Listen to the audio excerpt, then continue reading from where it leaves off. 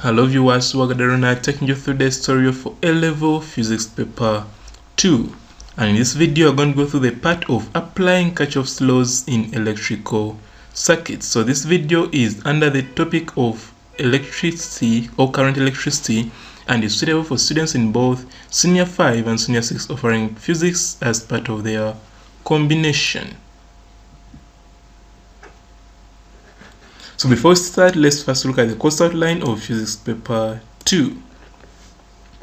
So Physics Paper 2 is divided into 4 parts. The first part is Geometrical Optics, where 2 questions come from these topics, and you must answer 1. Then the second part is Physical Optics, or what we call waves, where 2 questions come from these topics, and you must answer 1. The third part is Electrostatics and Electricity, where 3 questions come from these topics.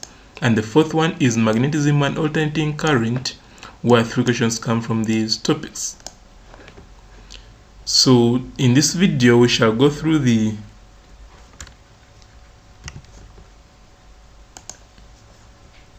part of the current electricity. Previously, we had covered electrostatics, which was done, and also capacitors, which was done. Now we are on current electricity, and we are interested in the calculation part.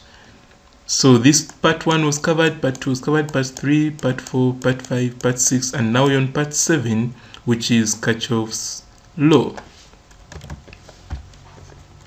So you're interested in the calculations, but full notes are available in the book called Mastering A-Level Physics Paper 2. So this book contains clear notes, worked examples, and try questions on all the parts of Physics Paper 2. Other books can also include the following. We have Subsidiary Math, that is 1 book. Then for Principal Math, for those offering Principal Math, you need 3 books. There is Math Paper 1, Math Paper 2, and also the Topical Question Bank with answers. For Physics, you need also 3 books. There is Physics Paper 1, Physics Paper 2, and the Topical Question Bank. The rest are for O-Level Physics, and O-Level Math topical questions. So for any of these copies, you can contact the author on these contacts.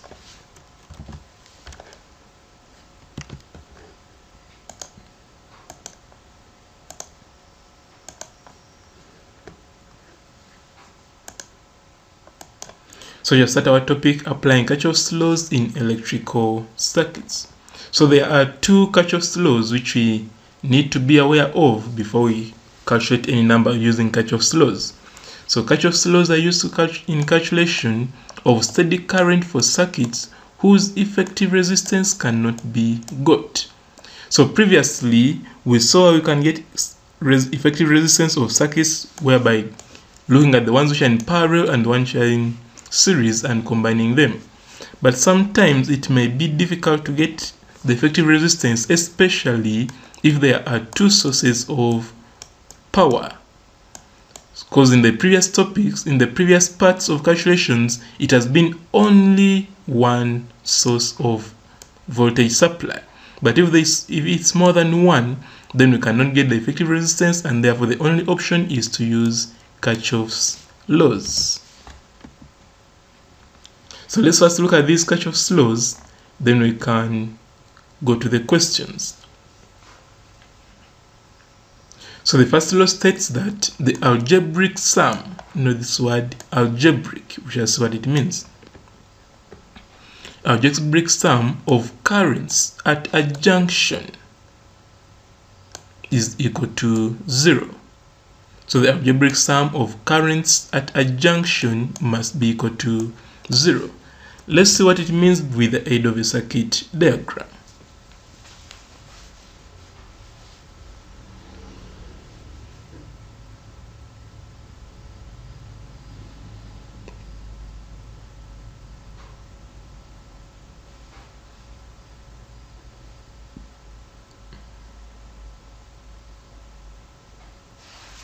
So in this circuit, if it was only 1 voltage supply and this one was not there, we could easily get the effective resistance of all these resistors.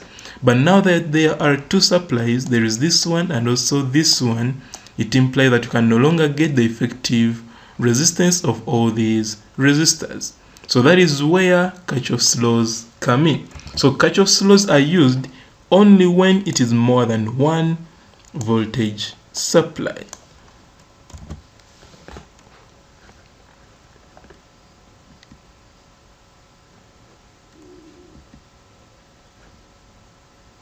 So you have current, so this one gives current which goes in this direction. Remember, current moves from positive to negative. So to move like that, what about this one? It moves from here, and that will be I2. When it reaches this junction, it has to combine and go through this resistor of R5.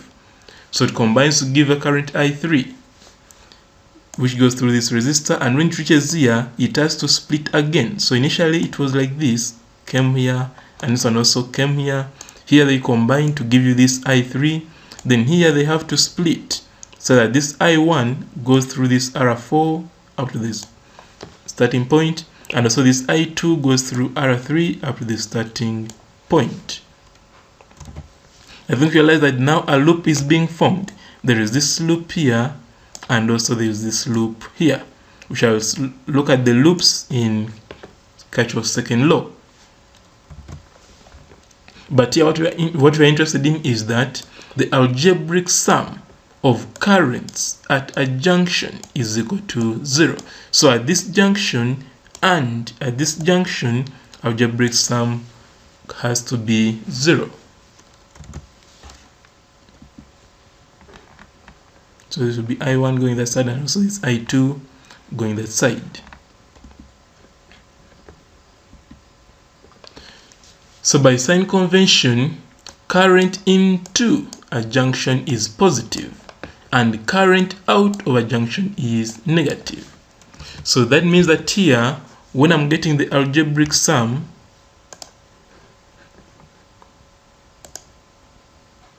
at this junction, this current is positive because it is going into the junction, and this current is also positive because it is going into the junction. But this one is going out of the junction, so it will be negative. Therefore, the algebraic sum will be I1 plus I2 minus I3. The minus because I3 has to be negative by sign convention. So when I come back here,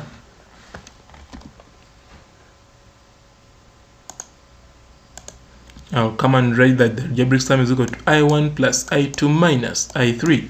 But from Kirchhoff's first law, they told us that the algebraic sum must be equal to 0. So that's why we equate it to 0. If I try to rearrange, I'll come up with I1 plus I2 equal to I3. So what does that mean? It means that, let's go back here.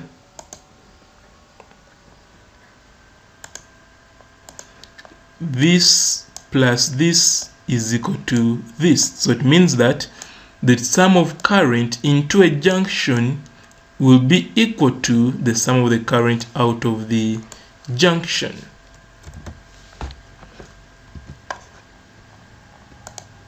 And that's what we shall be using more frequently.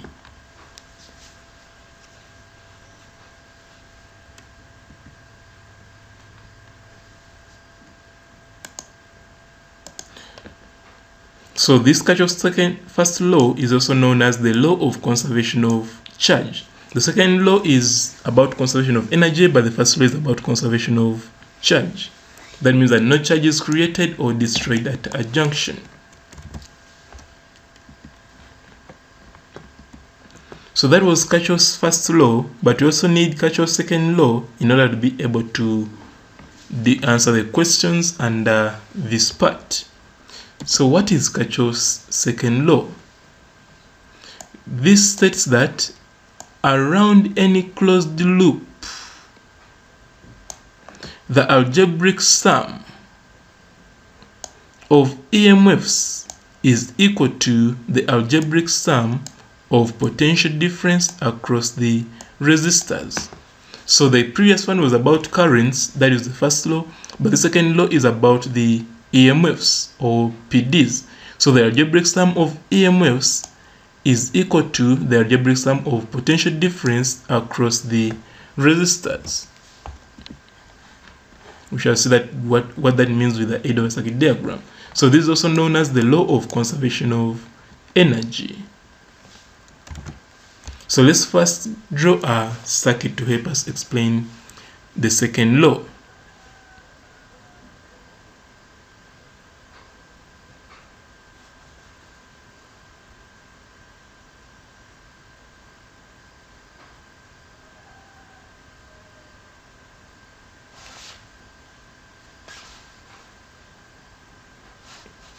Okay, so like I told you, if it is more than 1 volt, here there are 3 voltage supplies.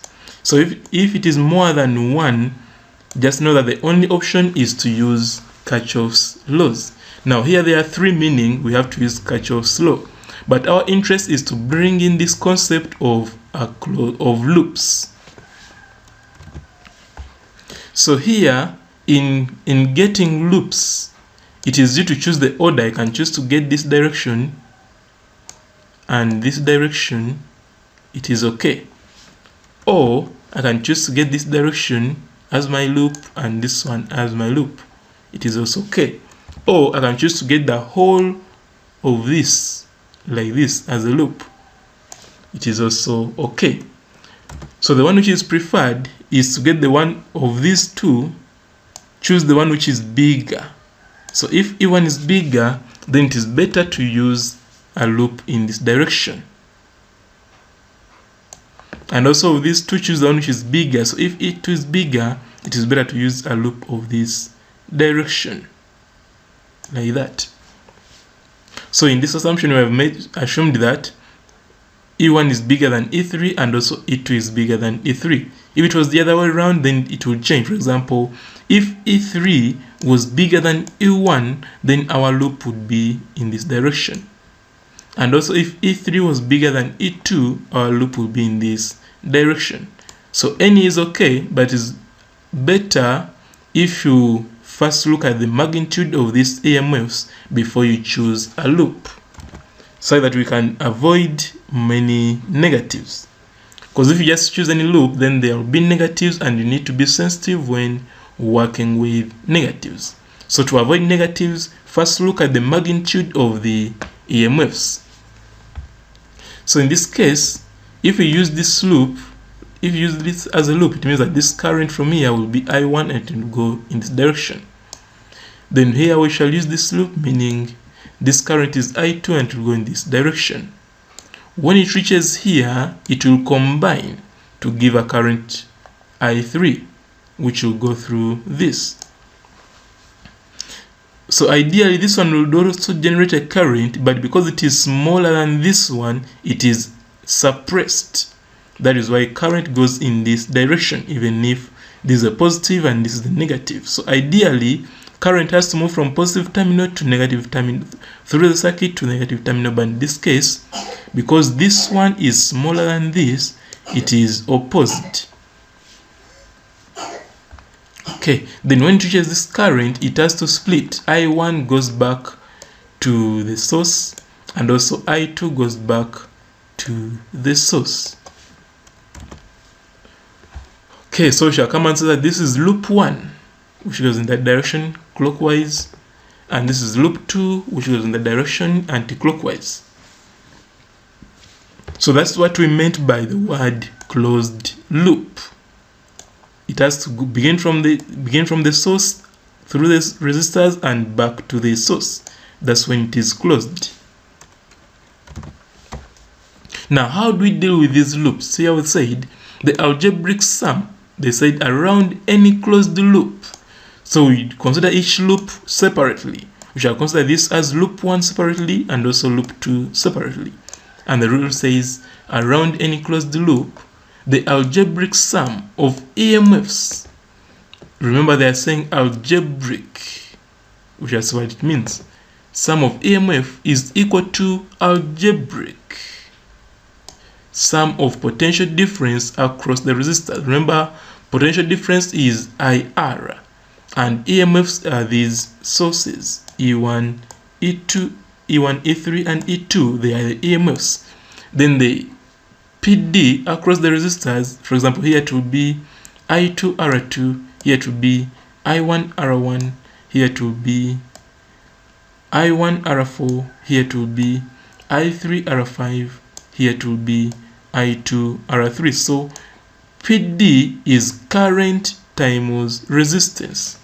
We have already seen that in the previous videos. So let's see how we can apply Kirchhoff's second law on these loops. So we need to know something, that if we travel around a closed loop through a resistor in which current flows in the opposite direction, then PD is negative.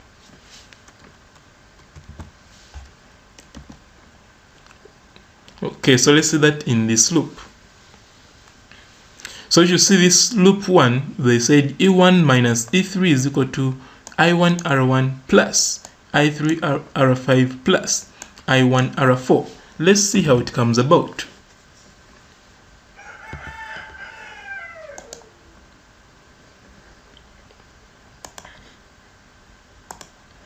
So this loop 1, remember, it is in this direction.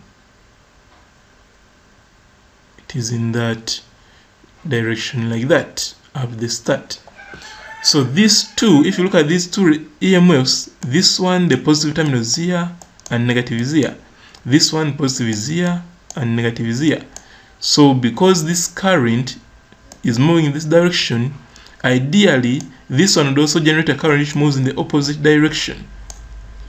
But because this one is bigger than this one, we shall say E1 minus E3. So we are saying E1 minus E3 because this positive is joined again to this positive terminal. If it was the other way around, it would be again a different story. So here we shall say E1 minus E3 to give you the algebraic sum of EMFs. What about algebraic sum of PD? So the algebraic sum of PD, we shall say there is this one, I1 R1 plus I3 R5 plus I1 R4. Now why are we doing like that? It is because, why are we making them positive? It is because this arrow is in the same direction as this loop.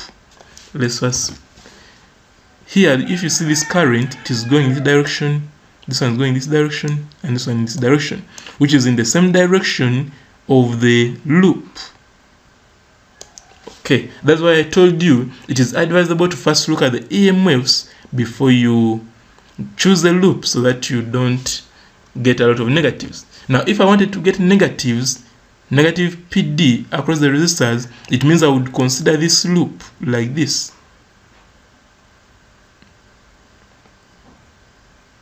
So if I consider that loop, it implies that if you look at this current, remember the loop is going this direction, but this current is going the opposite direction. So that is when it can become a negative.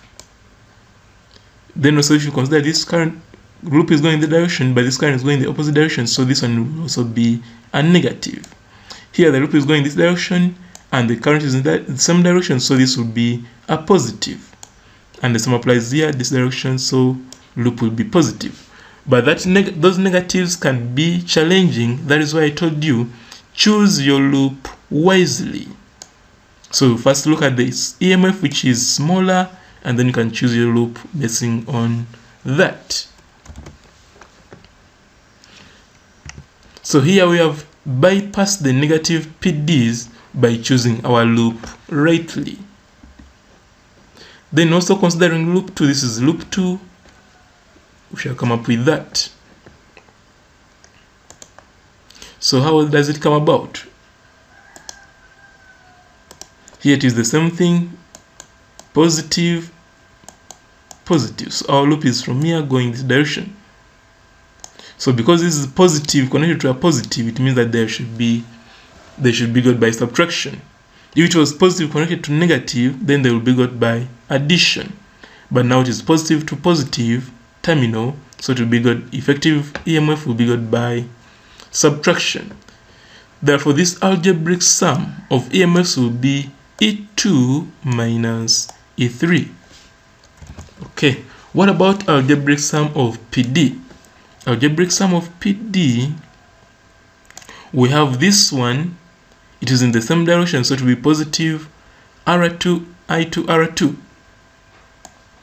This one, same direction, so it will be positive I3, R5. And this one to be in the, it's also in the same direction, so positive I2, R3. So when you come here, that is what we have written. So those are two equations.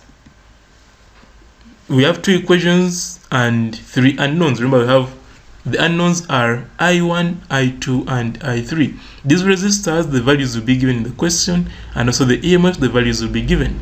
But these are three unknowns, and so far we have two equations, meaning we cannot solve simultaneously. So each time there are three unknowns, always look for a way of getting three equations. That is when you can be able to solve. So the third equation will be got from Kirchhoff's first law. Kirchhoff's first law, we shall look at this junction and say current entering is equal to current leaving. Therefore, I1 plus I2 is equal to I3. So we shall come here and write that as an equation. And now that we have three equations and three unknowns, then we can easily solve simultaneously to get the values of I1, I2, and I3.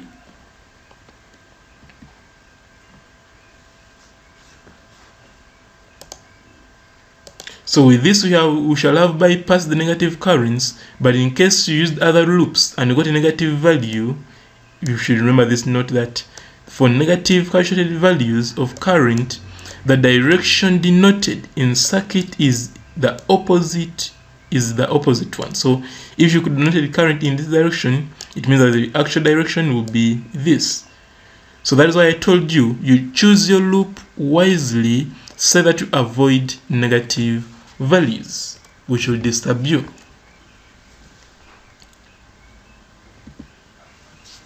So now we shall go through a number of questions. So question 1 came from UNEB 2005 paper 2 question 8D, and it says two cells A of EMF 6 volt and internal resistance 2 ohm and B of EMF 3 volt and internal resistance 1 ohm respectively are connected across a uniform resistance wire CD of resistance 8 ohm as shown in the figure below. So by the fact that there are two sources, we shall use Kirchhoff's laws. So if X is exactly in the middle of the wire CD, calculate Roman 1 the power dissipated in CX from here to here, and Roman 2 the PD across the terminals of cell A. PD across the terminals of cell A, which is from here up to here. So that means that because it is exactly in the middle, it will be divided into two. This will be 4 ohms and also this will be 4 ohms. Okay. So let's first redraw and see how we can apply the loops.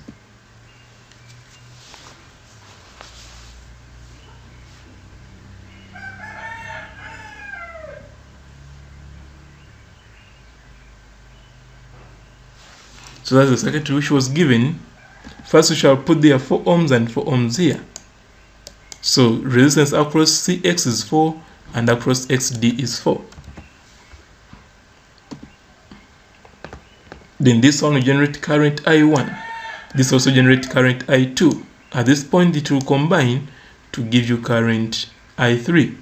And when it reaches this junction again, it will split. The I2 will go back here and the I1 will proceed through this resistor. So you come and put here I1. Okay, then now we shall create loops. We are choosing this one We're choosing the loops wisely. Why? Because we don't want to deal with negative potential differences. So we're choosing this loop because current, if you see, it moves from this side and goes like that. That's why we choose that direction, that anti-clockwise as loop 1.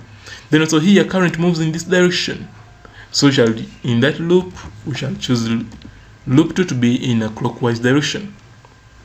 So when you're choosing your loops, choose wisely such that you don't put a lot of negatives. So at the junction, that is by Kirchhoff's first law, at this junction, I1 plus I2 is equal to I3, which is this equation 1.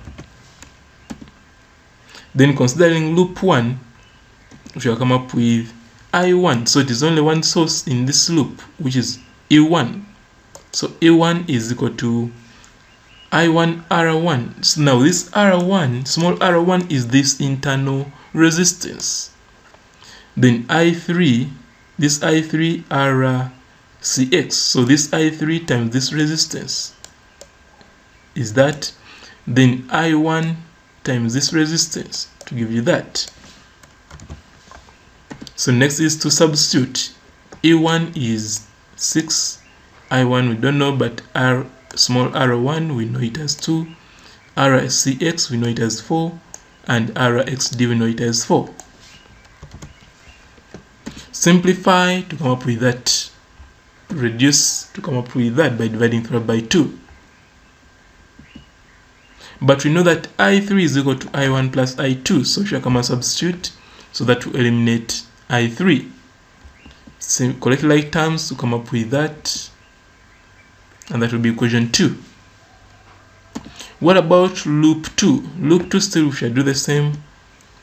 E2 will be, so this is E2 is equal to I2 R, small r2, which is this internal resistance, and this I3 and RCX.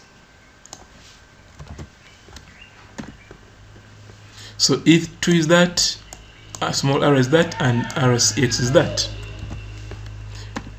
So we shall simplify to come up with that, but remember that I3 is equal to I1 plus I2, therefore I'll come up with that, expand and collect like terms. So we have now this equation actually has been substituted, so we have this and this, which has two unknowns. There are two equations with two unknowns, meaning you can solve them simultaneously.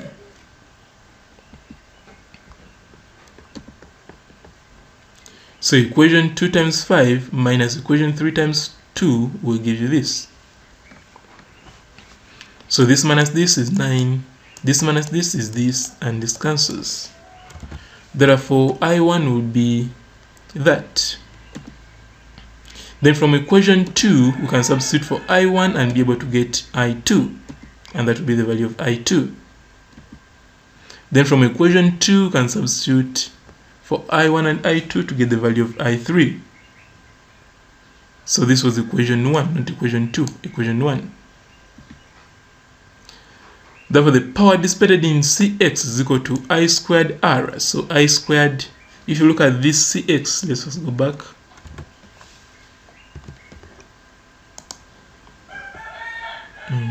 If you look at Cx, the current is I3. That's why you say I squared R, it will be now, the I will be I3 and the R will be the RCX. So come and substitute for I3 and for RCX to come up with the power which they wanted. Then for Roman 2, if you go to Roman 2, they wanted the PD across the terminals of cell A. So they want PD across CD.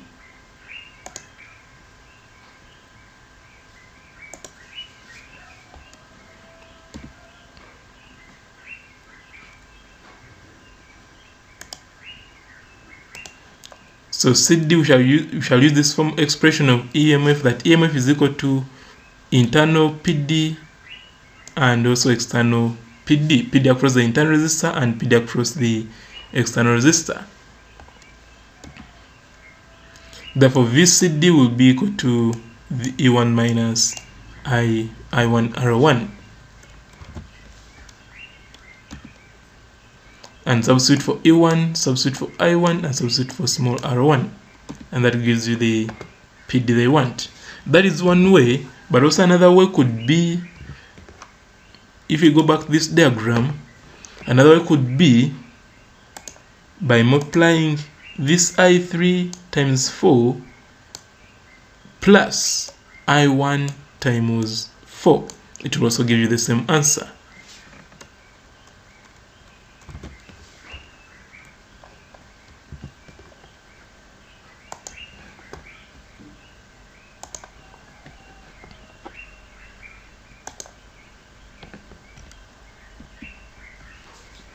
So that was question 1. Now I shall go to question 2. Question 2 came from UNEB 1993, paper 2, question 4E, and says, in the circuit diagram in figure above, find the values of the current through the 10 ohm resistor, 3 ohm resistor, and 4 ohm resistor, through this 10, through the 3, and through the 4.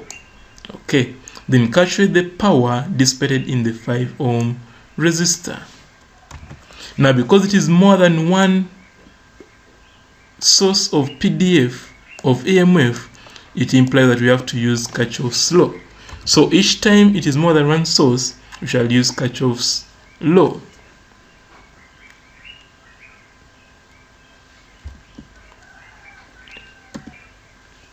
So the best is to first redraw the circuit diagram so that we can easily show the loops. Even in an exam, you are supposed to redraw, so the examiner can see the loops you have used.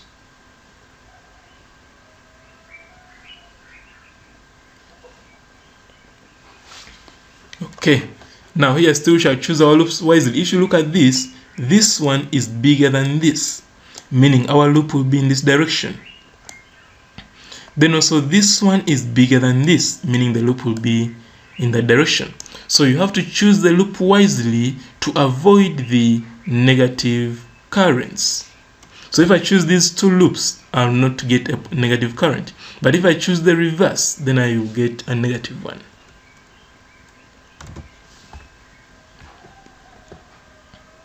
So let's first start. This current goes up to here, and also this one goes up to here. Then at this point it combines to pass through the 3 ohm resistor. Then at this point it splits. The I1 goes back to the source, and also the I2 goes back to the source. Okay. Then from there I shall choose this loop to be clockwise, and this loop will be anti-clockwise. We choose that because we want to avoid the negatives. So considering loop 1, considering this loop, we have like this. So there are two EMFs, there is this and this. But remember, this is positive connected to a positive, meaning the effective one will be got by subtraction. So the algebraic sum of EMF will be got by subtracting the 2. Then here we have I1 times 10, which is here. Then I3 times 3, which is here. Then I1 times 5, which is there. Simplify to come up with that. And rearrange. Our aim is to make I1 the subject, and that will be it. Then considering loop 2 we have this. So loop 2, the effective EMF will be 4 minus 2 because this positive terminal is connected to a positive terminal. So it will be 4 minus 2 equal to I2 times 4, which is that, I3 times 3, which is that, I2 times 2, which is that. Then simplify to give you I2 in terms of I3. So here we have I1 in terms of I3 and I2 in terms of I3. Therefore, next is to use Kirchhoff's law. Remember we said there should be 3 equations. So first law, I3 is equal to I1 plus I2. Then substitute for I1 and I2 to come up with that. So LCM, multiply followed by 30, expand, simplify, collect like terms, and get the value of I3. So after getting I3, I can go back to equation 1 to get I1, and also equation 2 to get I2. So those are the currents they wanted in part A, in Roman 1. Now shall go to Roman 2.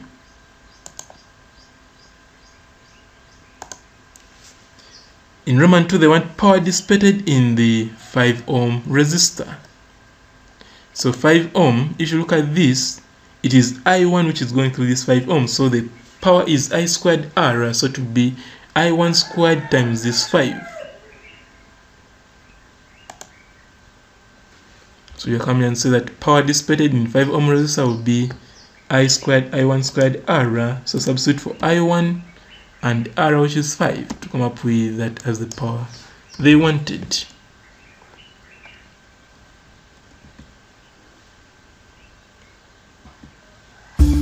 So that brings us to the end of this video. Thank you for watching, and be reminded that next video will be on Wheatstone's bridge. So if you are not yet subscribed, please click on the subscribe button below this video so that you can receive updates when the next video on Wheatstone bridge has been uploaded. And also, if you know of any student who's not yet on this platform, please share the link of this video with them via social media platforms like Facebook and WhatsApp, so that we can all benefit as a family.